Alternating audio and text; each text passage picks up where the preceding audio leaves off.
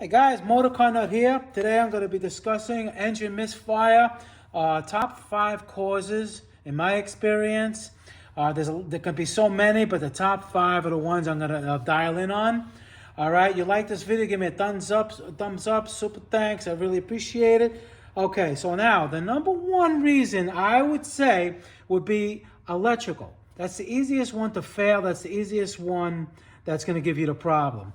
And usually on newer engines, you're going to have the coil on plug like this. You have your coil plug underneath. The coils go bad, or the spark plugs go bad. Like this one is all black. That's obviously a weak ignition or rich fuel mixture. Not good. It's going to cause an engine misfire. And number 2 could be fuel pressure or anything fuel related. The fuel injector, it can get clogged. All right, and instead of spraying a nice fine mist that could be pouring in or not doing nothing at all, that's going to give you a misfire. It could be your fuel pump. Okay, a lot of newer cars, you know, you're going to be looking for a fuel filter, and it's probably not that. They're in the fuel tank. They don't have them in line anymore, so that's probably not going to be an issue with a fuel filter. Number 3 would be a vacuum leak, and that's especially important if you have a misfire code of P0300, which means multiple cylinder. The computer doesn't know which cylinder is misfiring. That's also could be related to fuel. If you have a fuel problem, main fuel problem is going to affect all the cylinders. All right, and what I said before about the fuel injector, if you have one cylinder only misfiring, again, it can still be the fuel injector.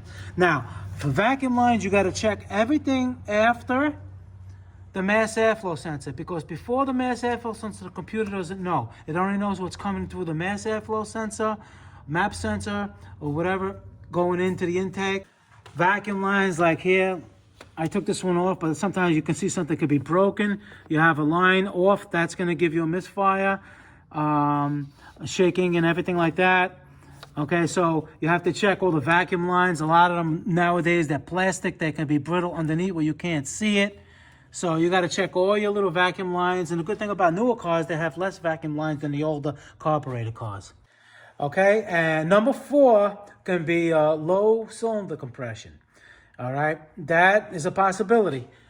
And you're gonna have videos on how to use a compression gauge like this to check for cylinder compression. You can check out that video.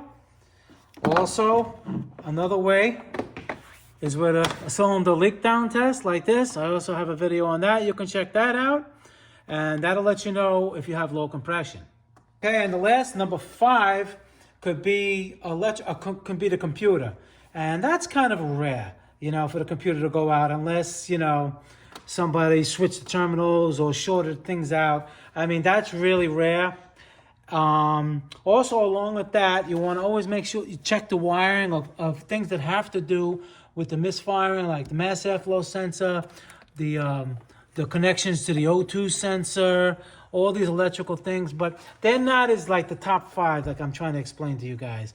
All right, so the computer, like I said, it could happen, anything can happen, but it's kind of rare. All right, guys, the Motor Car Nut, please subscribe, hit that like button. You never know the next video, what it's going to be about. I'll see you guys in the next video. Thank you.